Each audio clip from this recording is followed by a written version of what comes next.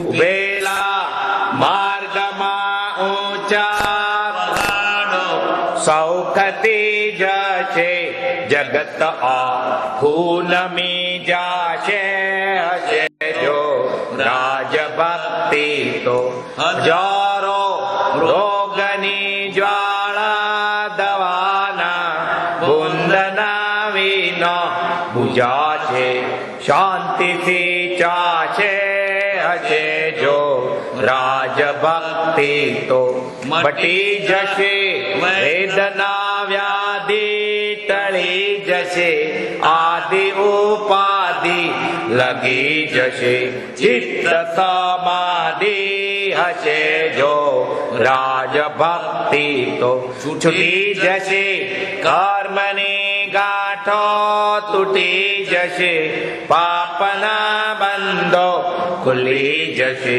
દિવ્ય દ્રષ્ટિઓ હશે જો રાજભક્તિ તો વહી જશે વિષય વિભ્રાંતિ ગળી જશે મોહની ગ્રંથિ મળી જશે સ્વરૂપની શાંતિ હશે જો રાજભક્તિ તો સમાગમ સંતનો મળશે તિમિર અજ્ઞાનનું ટળશે પ્રગટ છે સૂર્ય સમકિત નો હશે જો રાજભક્તિ તો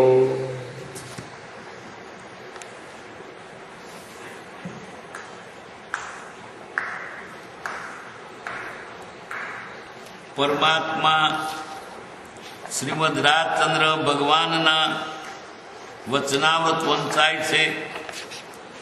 ઉપદેશ છાયા 11મી 720મું પાન. આણંદ ભાદ્રવાવદ એકમ ભોમ 1952. જંબૂધિ પ્રજ્ઞપ્તિ નામના જૈન સૂત્રમાં એમ કહ્યું છે કે આ કાળમાં મોક્ષ નથી. આ ઉપરથી એમ ન સમજવું કે મિથ્યાત્વનું ટળવું અને તે મિથ્યાત્વ તરફ મોક્ષ નથી. મિથ્યાત્વ ટળવારૂપ મોક્ષ છે પણ સર્વથા એટલે આત્યંતિક દેહરહિત મોક્ષ નથી. આ ઉપરથી એમ કહી શકાય કે સર્વ પ્રકારનું કેવું જ્ઞાન હોય નહીં, બાકી સમજ હોય નહીં એમ હોય નહીં. આ કાળમાં મોક્ષના નહીં હોવાપણાની આવી વાતો કોઈ કે તે સાંભળવી નહીં. સત્પુરુષની વાત પુરુષાર્થને મંદ કરવાની હોય નહીં, પુરુષાર્થને ઉત્તેજના આપવાની હોય. આ કાળમાં મોક્ષ છે નહીં એ વાત સાંભળવી નહીં. છે કે એનો નિર્ણય ના આપ્યો પણ વાત તો સાંભળવી નહીં. કેમ નહીં સાંભળવી? મોક્ષ નથી એટલે ઢીલા ઢસ.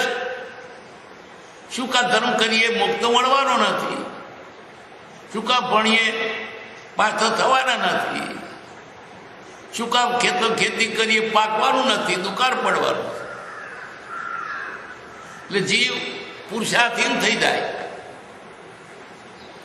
આ કાળમાં મોક્ષ છે, મોક્ષ થઈ શકે છે. મોક્ષ કોણ થવાનો? આત્માનો. હવે એને બીજું કોણ નડે? પોતે પોતાને નડી રહ્યો છે. કાળ શું નડે? કાળ એમ કે મોક્ષ નહીં જવા દઉં, અત્યારે નહીં જવાય, હજુ આ કાળ છે. ના કદાચ રસ્તે જો તો રાત નડે, અંધારું હોય. આને શું છે? જીવ તૈયાર હોય તો. એટલે કેટલીક વાત એવી નાખી છે કે જીવને પુરુષાર્થહીન કરી નાખે.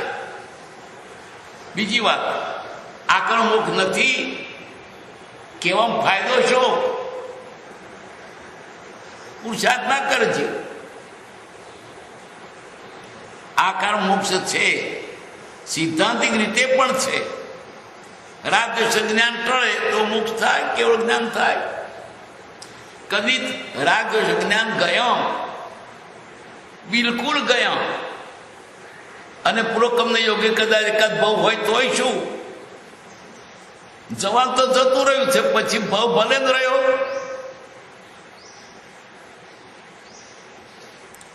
કાઢવાનું છે રાગ દ્વેષ જ્ઞાન, એને બદલે મોક્ષની તોની વાતો કરે છે. રાગ દ્વેષ જ્ઞાન ઘટ અહીંથી મોક્ષ છે, અહીંથી કેવું જ્ઞાન છે? આ કાળમાં મોક્ષ છે, થઈ શકે છે. કઈ નર પંચમ કાલ મેં દેખી વસ્તુ અભંગ. અને તેને કૃપાદેવે શાદવાદ કરીને સમજાવ્યું છે 180માં પત્રમાં ક્યાંક. મોક્ષ ન હોય તો હા. એ પ્રતિપાદન તું રાખે. હા, 180માં પત્રમાં આ રહ્યો.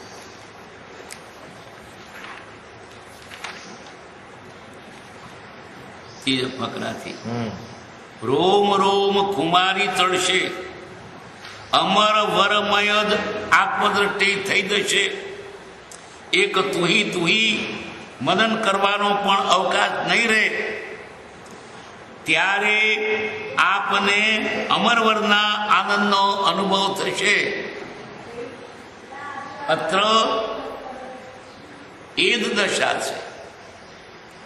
રામ હૃદય વશા છે, અનાદિનો ખસો છે, સુરતી ઇત્યાદિ હસો છે. આપણે એક વાક્યની વેઠ કરી છે. પેલા પ્રાસ આવ્યા ને, હમણાં તો ભાગી જવાની વૃત્તિ છે. આ શબ્દનો અર્થ જુદો થાય છે. નીચે એક વાક્યને સહજ સ્યાદવાદ કર્યું છે. આ કાળમાં કોઈ મોક્ષે ન જ જાય. આ કાળમાં કોઈ આ ક્ષેત્રથી મોક્ષે ન જ જાય. આ કાળમાં કોઈ આકારનો જન્મેલો આ ક્ષેત્રથી મોક્ષે ન જાય. આ કાળમાં કોઈ આકારનો જન્મેલો શ્રદ્ધા ન મુકાય. આ કાળમાં કોઈ આકારનો જન્મેલો સરક્રમથી શ્રદ્ધા ન મુકાય. હવે એ ઉપર સદ વિચાર કરીએ. પ્રથમ એક માણસ બોલ્યો, આ કાળમાં કઈ મોક્ષ કોઈ મોક્ષે ન જ જાય. જેવું એ વાક્ય નીકળ્યું કે શંકા થઈ, આ કાળમાં શું મહાવિદ્યથી મોક્ષે ન જ જાય? મૂળ તો આકારથી નક્ષ જાય તો મહાવિદ્યથી જાય કે ન જાય? એટલે કાળનો વાંધો ના આવ્યો ને તો. જેવું વાક્ય નીકળ્યું કે શંકાથી કાકરો કોઈ મહાવિદ્ય મોક્ષે ન જાય, ત્યારે ત્યાંથી તો જાય. માટે ફરી વાક્ય બોલો. ત્યારે બીજી વાર કહ્યું, આ કાળમાં કોઈ આ ક્ષેત્રથી મોક્ષ ન જાય, મહાદેવમાંથી તો જાય. ત્યારે પ્રશ્ન કર્યો કે જંબુ સુધર્મા સ્વામી ઇત્યાદિ કેમ ગયા? મારે સ્વામી પછી હતો અને આ કાળ તે આ કાળ ચાલતો હતો. મહાવીર સ્વામી પછી અમુક વખતે આ કાળ બેઠો હતો.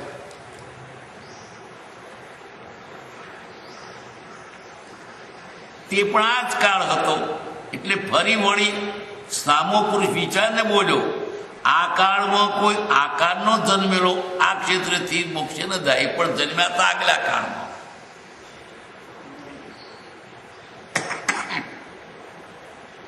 ત્યારે ફરી કહ્યું કે જો મિથ્યાત્વ જાય તો મિથ્યાત્વ જવાથી મુક્ત થયો કહેવાય કે નહીં? ત્યારે તેણે હા કહી. અને એમ તો થાય. ત્યારે કહ્યું એમ નહીં, પણ એમ હશે, આ કાળમાં કોઈ આ કાળનો જન્મેલો સરક્રમથી ન મુકાય. આમાં પણ ઘણા ભેદ છે, પરંતુ આટલા સુધી કદાપી સાધારણ સ્યાદવાદ માનીએ તો એ જૈનના શાસ્ત્ર માટે ખુલાસો થયો ગણાય. વેદાંતાદિક તો આ કાળમાં સર્વથા સર્વકર્મથી મુકાવા માટે જણાવે છે. માટે હજુ પણ આગળ જવાનું છે. ત્યાર પછી વાક્ય સિદ્ધિ થાય. આમ વાક્ય બોલવાની અપેક્ષા રાખવી એ ખરું છે, પરંતુ જ્ઞાન ઉપજ્યા વિના એ અપેક્ષા સ્મૃત થાય એમ બનવું સંભવિત નથી. કોણ તો સત્પુરુષની કૃપાથી સિદ્ધિ થાય. અત્યારે એ જ થોડું લખ્યું ઘણું કરી માણજો જાણજો. ઉપર લખી માથા કૂટી લખવી પસંદ નથી. સાકરનું શ્રીફળ બધાએ વખાણી માગ્યું છે, પણ તોય તો અમૃતની સતોડી નાળીએ છે. ત્યાં આ ક્યાંથી પસંદ આવે? ના પસંદ પણ કરાય નહીં. છેવટે આજે કાલે બધે વખતે આ જ કહેવું છે કે આનો સંગ થયા પછી સ્વરૂપકાર નિર્ભય. બસ આપને આ વાક્ય કેમ લાગે છે? આ કર્મ મોક્ષ છે, આ તો શબ્દોથી કહ્યું, પણ સિદ્ધાંતથી આ કર્મ મોક્ષ છે જ. રાગ સંજ્ઞાન ટળે, કદાચ એને પૂરો કર્મ બાકી હોય, શારીરિકનો ભોગવા તો ભલે બધે ધરતો, પણ જો જન્મ્યો તો ભગવાન જ જન્મ છે.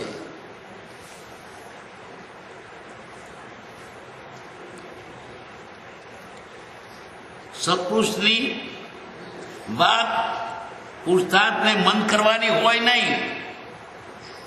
સત્પુરુષ એમ ના બોલે કે આ કર્મ મોક્ષ નથી. બીજા જીવ ઢીલો થઈ જાય કે પછી પણ મંદિરમાં જઈએ, શા માટે શાસ્ત્ર વાંચીએ, શા માટે આપણે વ્રત પાડીએ, શા માટે સાધુ થઈએ? મોક્ષ નથી તો પછી શા માટે પ્રયત્ન કરવો? ઝેર ને અમૃત સરખો છે એમ જ્ઞાનીએ કહ્યું હોય તો તે અપેક્ષિત છે. જે અમૃત બે સરખો નથી, અપેક્ષા વાત એમ કહેવાય. પણ કઈ અપેક્ષાએ વાત કરી હોય તો અપેક્ષા જાણવી જોઈએ. ઝેર ને અમૃત સરખો કહેવાથી ઝેર ગ્રહણ કરવાનું કહ્યું છે એમ નથી, ઝેર બીજો એમ નહીં. આ જ રીતે શુભ અને અશુભ બંને ક્રિયાના સમજવું. શુભ ને શુભ બે સરખા નહીં. શુભ એટલે પુણ્ય, અશુભ એટલે પાપ. પાપ ને પુણ્ય સરખા નહીં. કે પાપ છે તો આ જીવને દુઃખનું કારણ છે, અને પછી પુણ્ય વગર ધર્મના સંજોગો મળતા નથી. મનુષ્ય દેહ મળ્યો તે પણ પુણ્યના સંચયથી. સારા કુળમાં જન્મ થયો તે પણ પુણ્યના સંચયથી. પાપ તો સ્વપ્ને ના હોજો. પાપ આવ્યું એમાંથી નીકળવું બહુ અઘરું છે. એ તો ઊંચી કક્ષાના જીવોએ એક કક્ષાએ વાત કે પાપ પુણ્ય સરખા, અને તેથી જ પુણ્ય છે તે મોક્ષ માર્ગે તેને અનુકૂળ થઈ પડે છે, અને પાપ હોય મોક્ષ માર્ગ હિતે જાય બિચારો. પણ કઈ અપેક્ષાએ કહેલું કે પાપ અને પુણ્ય છેવટે ભોગ મોટો છે. ભોગવવું પડશે, પાપે ધન ભોગવવું પડશે અને પુણ્ય પણ ભોગવવું પડશે. પણ ભોગવવામાં ફેર ખરો કે નહીં? પાપમાં તમે સારું નહીં કરી શકો, અનુકૂળ સંજોગો ન હોય, પુણ્યમાં હોય. વળી નવકાર મંત્રમાં શું કે છે? સર્વ પાવકપણા. સર્વ પાવકપણા છો, સર્વ પાપનો નાશ કરનાર છે નવકાર મંત્ર. સર્વ કર્મપણાશ્રો નહીં લખ્યું ને તો પ્રાપ્ત બેસે દેવો હતો. સર્વ કર્મપણાશ્રો એમ નથી કહ્યું, સર્વ પાવકપણાશ્રો. તો જો પુણ્ય સારું હતું પછી કર્મપણાશ્રો ના કયો હોત, પણ નહીં, પાપનો નાશ. પછી બીજી એક છે સમ્યક દ્રષ્ટિ ન કરોથી પાપમ, ન કરોથી પુણ્યમ કે ન કરોથી કર્મમ નથી કહ્યું. એટલે શુભ અને અશુભની અપેક્ષામાં શુભ સારું છે, અશુભ ખોટું છે. પાપ એ પાપ, એનું ફળ સારું ન હોય, જીવને સારા સંજોગો પણ ન મળે. એટલે જિંદગીમાં કદી પણ પાપ તો હોશો નહીં. પુણ્ય એ આ જીવને તરવામાં મદદ કરે છે, વાંધો નહીં. પણ જો પુણ્યમાં લબડાઈ ગયો તો વાંધો છે. દ્રષ્ટિ ધીરાદિક ચારમાં મુક્તિ પ્રયાણ ન બાધે રે, રયણી સન જેમ શ્રમ હરે, સુંદર સુખ તેમ સાધે રે. મોક્ષ માર્ગના પ્રવાસીને પુણ્યના ઢગલા છે, પણ એ પુણ્યમાં તે રોકાતો નથી.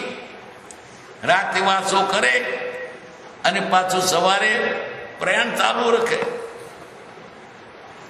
એમ સુરનર એવા વચ્ચે ભવ આવે, પણ આગળ વધ્યો પછી રસ્તામાં બેસી રહેતો નથી. ને પુણ્ય મળ્યું બસ આ લહેર છે તેમ નહીં, આગળ વધવું છે. અને જો પુણ્યમાં લબડાઈ ગયો બસ આ જ જોઈએ તો મોક્ષ નહીં મળે. શીતળ ચંદનથી પણ ઉપન્યો, અગ્નિ દહે જે વનને રે, ધર્મધન ભોગ લાગે અનિષ્ટ તે મનને રે. ધર્મના ફળરૂપે મળેલા ભોગ પણ મોક્ષ માર્ગના પ્રવાસીને અનિષ્ટ લાગે છે. કારણ કે હું લબ્ધી જઈશ તો સાચા સુખથી વંચિત રહીશ. એટલે જ કેટલાક શું કહે છે, પુણ્ય પણ ખોટું છે ને પાપે ખોટું છે. પુણ્ય તો સારું છે, પાપ ખોટું છે. કેટલાક એકાંતવાદીઓ, નિશ્ચયવાદીઓ, શાના નિશ્ચયવાદીઓ કે ભક્તિ હેય છે, તાર ગાળો પણ હે નથી, નિંદા કરી હે નથી, ભક્તિ હેય છે. દાન હેય છે, પણ દાન કે ફરી અવતાર ધરો પણ દાન લેવા એનું બદલું. કેવી ખોટી કલ્પનાઓ કરે છે. ત્યાં હજુ રૂટ ક્યારે મૂકી દીધી, દાન હે થઈ ગયું.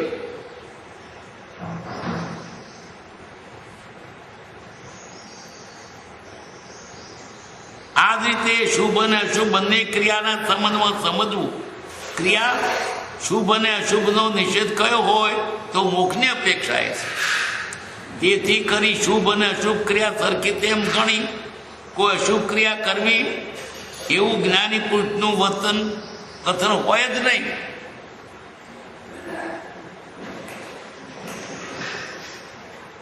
એક શેઠ જિંદગીમાં બધા ઘણા સારા કામ કરેલો, પુણ્ય કામ કરેલો. આ તો સમજવા માટે કહેલું છે. પછી એનું આ મને બહુ છૂટી ગયું. જમરાદા દરબારમાં તેને ગયા કે છે બોલો તમારું પુણ્ય ઘણું છે અને થોડુંક પાપ છે. પાપનું ફળ ભોગવી લેવું છે પહેલું કે પુણ્યનું? શેઠે વિચાર કર્યો થોડું પાપનું ભોગવી લઈએ ને એટલે પછી કાયમ પુણ્યનું સુખ રહેશે. કે પાપનું ફળ આપી દે પેલું. તેને પાપ ભોગવા હતું ને તે કોચીડાનો અવતાર આવ્યો અને ઝાડના થળિયા આગળ રહ્યો. તે મંકોડા થાય તે બધા ખાય. કોચીનો અવતાર પૂરો થયો એટલે ત્યાં જમરાજના દરબારમાં કે સાવ મને કથાર પુણ્ય પરવાની ગયું. કોચીના ભાવમાં તે પાપ કર્યું એટલે વચમાં જો પાપાડું આવે તો મા દુઃખનું કારણ. કલે આટલું કરી લઈએ પછી શું કરી દો.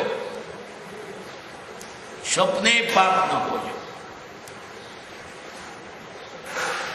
જે કંઈક આ જગતમાં પણ સારી ઊંચી પદવીઓ છે તે પુણ્યનું ફળ છે.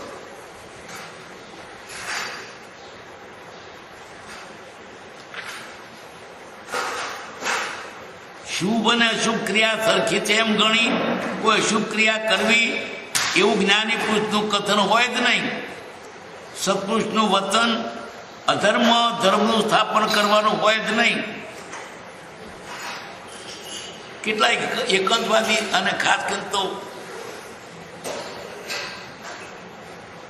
આ જમાનામાં એક નવું નીકળ્યું છે કે શુભ અશુભ બે એ હશે.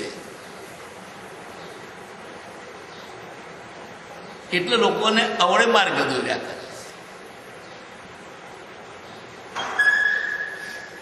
જે ક્રિયા કરવી તે નિર્દંભપણે નિરહંકારપણે કરવી, ક્રિયાના ફળની અપેક્ષા રાખવી નહીં. શુભ ક્રિયાનો કઈ નિષેધ છે જ નહીં, પણ જ્યાં જ્યાં શુભ ક્રિયાથી મોક્ષ માન્યો છે ત્યાં ત્યાં નિષેધ છે. ક્રિયા કરી તે શું નિર્દંભ પડે, દોડ નહીં, અભિમાન નહીં. કેટલાક ક્રિયા કરવા બંધંભ રાખે, દોડ કરે, અંદર પોલ હોય, ઉપવાસ કરે તો પોલ રાખ્યો હોય. દેવલાલીમાં એક ડોહો ઓબેલ કરે. ઓબેલ કરે તો ભલે એક ચીજ હોય તો ઓબેલ કરે, પણ બીડી પીવાની ટેવ હોય તે પછી જાગૃત થાય ત્યારે બીડી પી લે. ડોહો ઓબેલ કરે. આપણે ઓબેલ કરી એના કરતા સારું કરે કે એક જ ચીજ ખાય, પણ બીડી પીધા કરાવે કેમનું ઓબેલ કહેવાય? એના કરતા તું બીડી છોડે ને તોય વધારે પડશે. બીડી છોડવી અઘરી છે, અનાજ છોડ્યું. તે કેટલા દંભ રાખે આવું. અને દાનમાં દંભ રાખે, દાન કર્યું કે દાન કરવું ના હોય. ડોહો મરવા પડ્યો ત્યારે એની પાછળ દાન કરવાનું,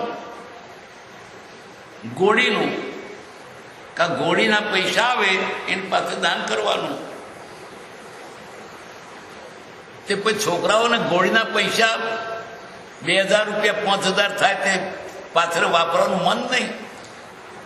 એટલે જોડે બિલાડી પણ રાખી. ગોળી ને બિલાડી બે વેચવાનો છે, પણ બિલાડીના 1000, ગાયના 2. લોકો કે બિલાડી તો જોઈતી નહીં, પણ તોય આ ગાય તો 2-4 હજારની મળવાની છે ને. ઓણે હિસાબ, લોકો હિસાબ કરે. ઓણે શું કર્યું? 2 રૂપિયા ગાયના 2 રૂપિયા ઉપજ્યા તે દોનમાં આપ્યા ડોહાન પાછળ, અને બિલાડીના ઉપજ્યા તે ખિસ્સામાં મેલ્યા. અમને પડી કે મેં દોન કર્યું, મારા બાપે કહ્યું કે એમ કરી લો. ગાય વેચીને મેં દોન કર્યું, પણ 2 હાથે મૂકી છે. જો એમાં વેપારીઓ 2 હાથે વેચે, એક શત્રુને મોં ગોતા, પેલું લોક લેખ કઈ નહીં. એટલે દંભ રાખે કેટલા. પછી પાણી પીવામાં દંભ રાખે કે રાત પડી ગઈ છે ને અને પાણી નથી પીવું તો પછી શું કે હજુ દેખાય છે ને અજવાળું છે, પણ રાત પડ્યાનો જે ટાઈમ એ વીતી ગયા પછી તમે કપ પીવો છો એ છૂટી રાખો, વાંધો નહીં. આવો દંભ કરે. દંભથી કલ્યાણ ન થાય. પોતાના આત્માની ઉપર દર્શનાવણી કર્મ બંધાય. ન થાય તો ન કે એનો વાંધો નહીં, પણ નથી થતું દંભ કરવો એ ખોટા માં નથી થતું. બરાબર. પાછળ નથી થતું એને માટે બહાનું બીજું કાઢે. એટલે થાય તેટલું અશક્યતા ન છુપાવો, એટલું નહીં વીર ન ગોપવો. થાય ને કેમ નથી કરતા? એક ટણ થાય કે ના થાય? મોદા અવતાર શું કરો છો? ખાવાનું કેમ નહીં ખાવું? ડાક્ટરે કહ્યું કે આજે તમારે 1 ટન ખાવાનું નહીં. તે દારે એટલે આ જીવ થાય તે કરવા નથી માંગતો. અશક્યતા ન થાય તો ન કરો, પણ થાય એટલું નથી કરતા. એ ધર્મ ના કહેવાય. થાય એટલું તો કરવું પડે. પછી થાય એટલું કરીએ પાછા એ કર દોન આપે, પોંચકું આપે, મેં દોન કર્યું ને તારી હેસિયત પ્રમાણે તને 5 પૈસા દાન આપ્યું, તને શોભે? મેં દાન કર્યું 5 પૈસાનું, 500 આપ્યો.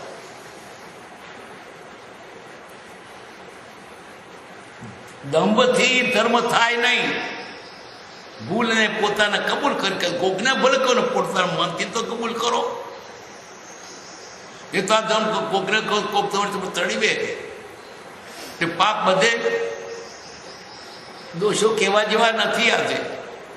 પણ ભગવાનની આગળ અથવા તો પોતાના મન આગળ તો આપણે સમજો કે મેં પાપ કર્યું છે.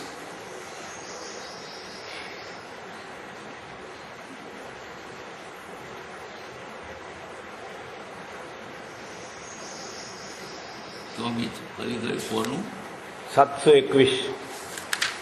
721મું પાનું અહીંયા જે ક્રિયા.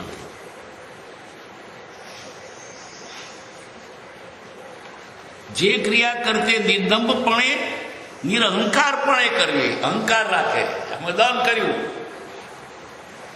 તે કદી વાપર્યું છે પાછળ મીઠું? અમે તો 10 મણ ઘઉં વાપર્યા,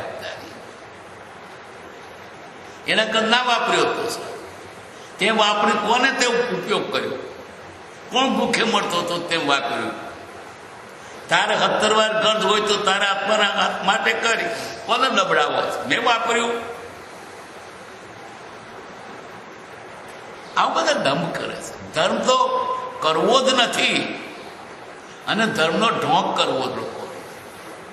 ભગવાનની પૂજા નથી કરી, ઢોંગ કરે છે.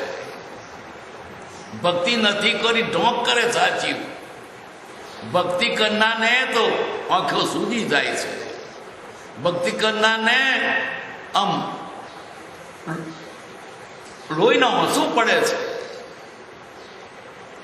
એને મનમાં તે વખતે લીન થઈ ગયો. ભક્તિ દોડ નથી. ભક્તિ થઈ જાય, બોલાઈ જાય, એ તો હુંકારા થઈ જાય. લોકો માટે ને એના અંદરનું હોય છે. એ તો એકલો બેઠો રાડો પાડતો હોય.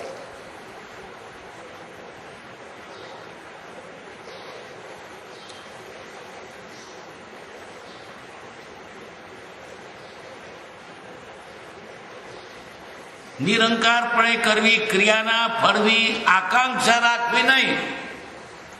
ક્રિયાના ફળની આકાંક્ષા રાખવાની કઈ? આ જે કઈ ક્રિયા કરો તો છૂટવા માટે, બંધનને માટે નહીં, વ્યવહારિક આશા નહીં, એમ છે. બાકી ભક્તિ શા માટે કરવી છે? મુક્તિ માટે. ભક્તિ શા માટે કરવી છે? છૂટવા માટે. પ્રભુ શ્રી કહેતા બધું કરજો, પણ આટલું ઉમેરણ કરજો. છૂટવા માટે કરું છું, બંધાવવા માટે નહીં. માત્ર મોક્ષ વિલાસ. વ્રત કરો, તપ કરો, દાન કરો, ઉપવાસ કરો, ઓબેલ કરો, સ્વાધ્યાય કરો, પ્રતિક્રમણ કરો, સામાયિક કરો, છૂટવા માટે, બંધાવવા માટે નહીં. કેટલાક તો બધું કરે ધાર્મિક, પણ આશા વ્યવહારિક. આ છોકરાને પરણવાનું મળી જાય એટલા માટે ધાર્મિક ક્રિયાઓ કેટલાક કરે. છોડીને વર મળી જાય, છોકરો પાસ થઈ જાય, ફ્લેટ મળી જાય, રોગ મટી જાય, ભૌતિક કઈ પણ લાલચ ન રાખો. આ વિતરાગ માર્ગ જુદો છે. છૂટવા માટે છે, બંધાવવા માટે નહીં. ભૌતિક કઈ લાલચ ન હોય. ક્રિયાના ફળની આકાંક્ષા રાખવી નહીં. ક્રિયાના ફળની એક આકાંક્ષા રાખવી છૂટવું છે. માત્ર મોક્ષ વિલાસ, બીજી કોઈ ઈચ્છા નહીં. મને પૈસા મળી જાય, માન મળી જાય, મારો રોગ મટી જાય, એવી લાલચ બતાવવી પણ ન જોઈએ. મટે કંઈક ઓબેલ કરે એટલે એનો રોગ મટી જાય. અઠ્ઠાઈ કરતો શેરનો મેદ ઉતરી જાય, પણ શેરનો મેદ ઉતારવા માટે અઠ્ઠાઈ નથી. એમ પેલી ઓમેલ કરે કોળનો રોગ મટી જાય, પણ કોળનો રોગ કરવા માટે મટાડવા માટે ઓમેલ નથી, મોક્ષને માટે છે. ભક્તિ કરે ને દુનિયાના દુઃખે મટી જાય, પણ દુનિયાના દુઃખ માટે નહીં, મોક્ષને માટે ભક્તિ.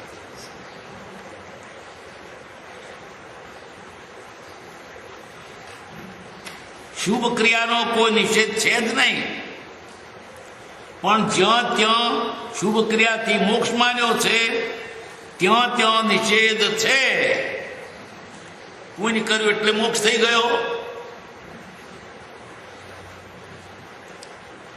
શરીર ઠીક રહે એ પણ એક જાતની સમાધિ. શરીર ઠીક રહે એ પણ એક જાતની સમાધિ. મન ઠીક રહે એ પણ એક જાતની સમાધિ. સમાધિની ઉપાધિ નહીં, તે સમાધિ, શાંતિ, પોતામાં સમય. બીજી દખલ બટી ગઈ, એક જગ્યાએ સ્થિર. સહજ સમાધિ એટલે બાહ્ય કારણ વગરની સમાધિ. સહજ સમાધિ બાહ્ય કારણ વગર સમાધિ, એની મેળે કુદરતી જ.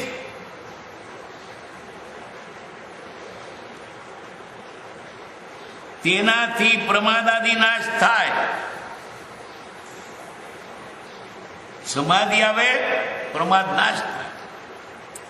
જેને આ સમાધિ વર્તે છે તેને પુત્ર મરણાદિથી પણ અસમાધિ થાય નહીં. એટલે સસમાધિ હોય એને હાથ ખોટનો છોકરો મરી જાય તો અસમાધિ ન થાય, એ પોતાનો છોકરો સોંભળે.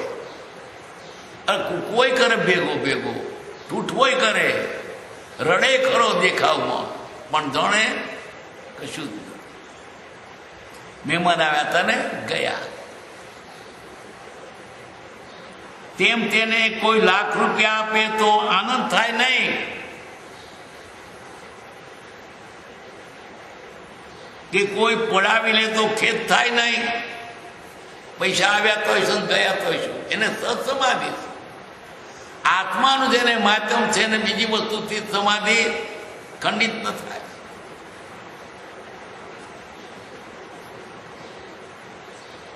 જેને શાખા શાખા બંને સમાન છે તે સસમાધિ કઈ. સંકિત દ્રષ્ટિને અલ્પ શોક ક્વચિત થઈ આવે એવી અલ્પ, પાછો સમય જાય. કેવો સંતુલન.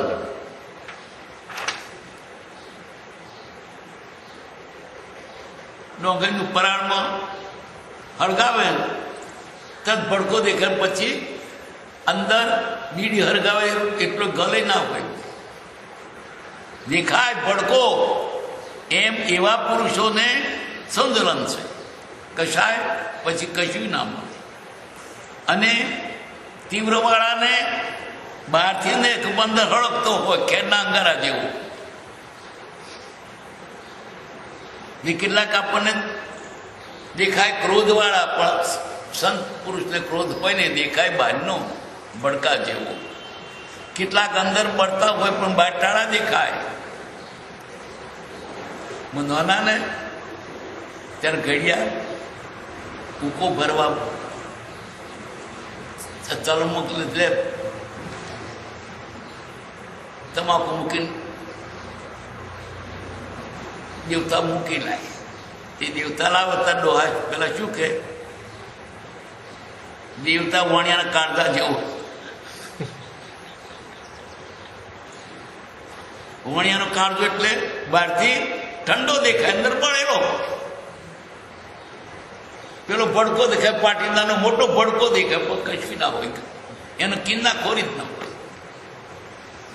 આ દેવતા તો વણ્યા કાળધા જેવું કહેતા, કે પેલા નાના બધું સાંભળેલું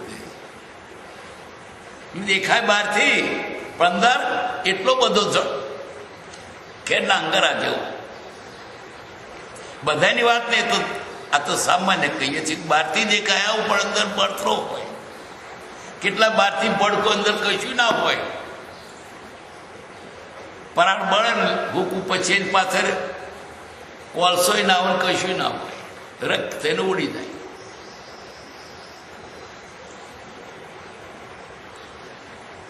સંકિત રચીને અલ્પ હર્ષ, અલ્પ શોક ક્વચિત થઈ આવે પણ પાછો સમાશ પામી જાય.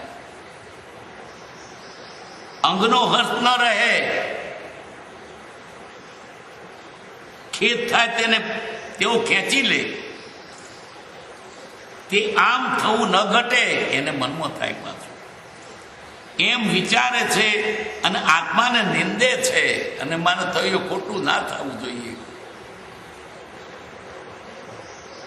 હર્ષોક થાય તો પણ તેનું સંકિતનું મૂળ જાય નહીં. સંકિત રચીને અંશે સદ પ્રતીતિ પ્રમાણે સદાય સમાધિ છે. એટલે અંશે સદાય સમાધિ છે એટલે સદ પ્રતીતિ છે. જેટલી સાચી સમજણ એટલી સમાધિ.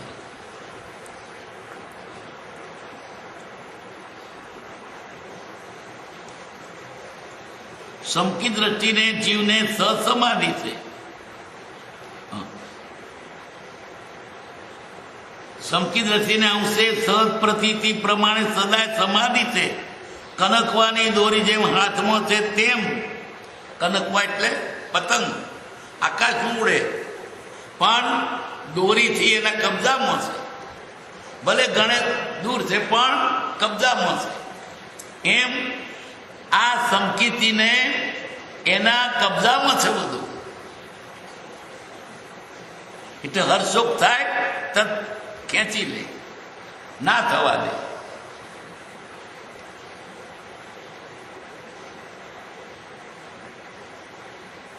સંકિત દ્રષ્ટિના હાથમાં તેની વૃત્તિરૂપી દોરી છે. સંકિત દ્રષ્ટિ જીવને સસમાધિ છે. સત્તામાં કર્મ રહ્યો હોય પણ પોતાને સસમાધિ છે. બહારથી કર્મ ભોગવતો પણ સસમાધિમાં હોય સંકિત.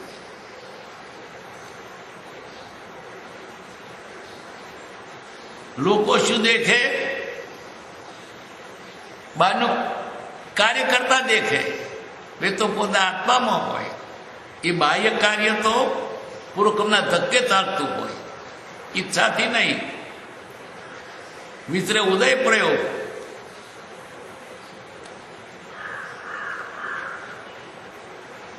સંકિત રચી જીવને સસમાધિ છે.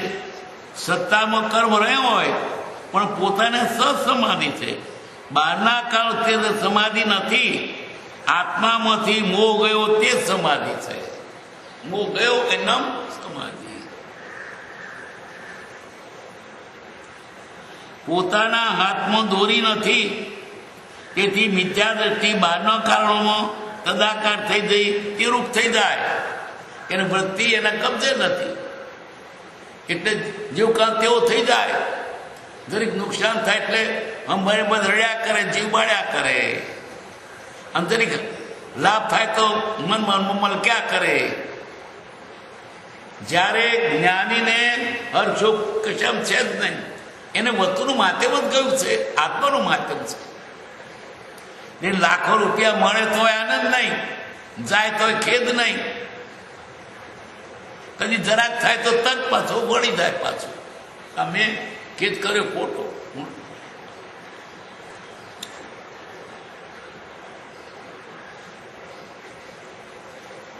પોતાના હાથમાં દોરી નથી, તેથી મિથ્યા દ્રષ્ટિ બહારના કારણોમાં તદાકાર થઈ જાય તેરૂપ થઈ જાય છે. સંકિત દ્રષ્ટિને બહારનો દુખાવે ખેદ હોય નહીં. બહારનો દુખાતો ખેદ ન હોય. જો કે રોગ ના આવે એવું ઈચ્છે નહીં, પણ રોગ આવે રાગદ્વેષ પરિણામ થાય નહીં. રોગને માગે નહીં, પણ આવે તો રાગ જે થાય એની મેળ થવું એ થાય.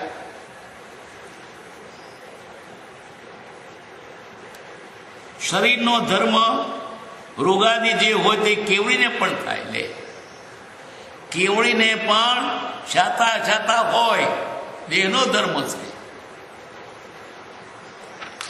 કેમ કે વેદનીય કર્મ છે તે તો સર્વે ભોગવવું જ જોઈએ. અને વેદની કર્મ કેવડીને પણ હોય. જ્ઞાનાવળી દર્શન મોહની અંતરાય ગયા પછી નામ ગોત્ર આયુષ્ય વેદની તો હોય તો વેદનીમાં શાતાય કે શાતાય હોય એના શાતાય વેદની છે શાતાય વેદની છે એમ શું ફેરે ને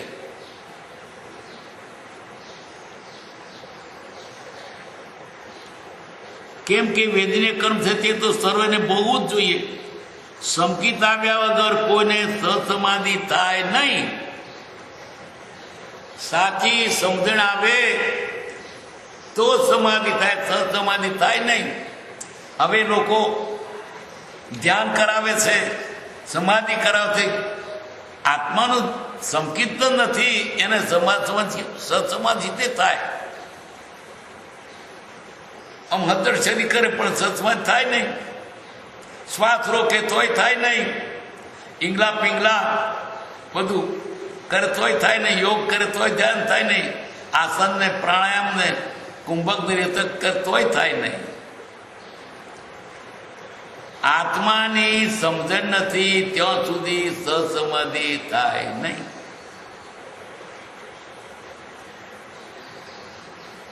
સંકિત આવ્યા વગર કોઈને સત્સમાધિ થાય નહીં.